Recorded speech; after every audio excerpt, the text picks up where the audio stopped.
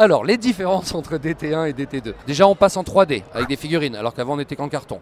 Il y a la version solo qui est incluse dans la boîte. Un thermoformage de folie pour ranger toutes les figurines du jeu, plus d'autres figurines du futur, entre guillemets, ou celles du passé. Il n'y a que le magicien, le clerc et le mécanor qui reviennent du jeu de base. C'est donc un 2 joueurs, un joueur.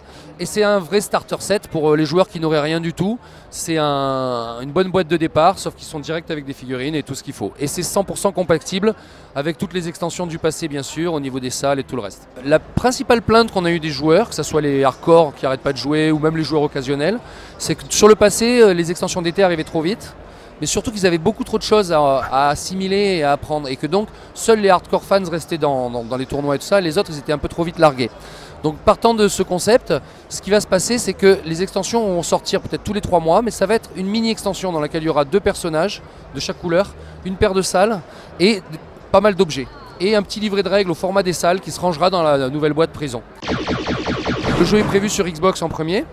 Il tourne déjà très bien. On peut apprendre à travers un tutoriel qui est en 20 scénarios. Et ces 20 scénarios, le tout premier, c'est tout bête, tu dois sortir le gobelin, il n'y a même pas de rotation ni rien. Donc avec ça, ils vont s'ouvrir vraiment au très grand public. Et au 20e scénario, tu sais jouer la totale avec les 8 salles, et comme les joueurs le jouent depuis 4 ans. Les combats sont animés, quand les personnages sortent sur la réglette adverse, ils ont chacun leur propre danse, ils font un mouvement de danse et c'est le point de victoire.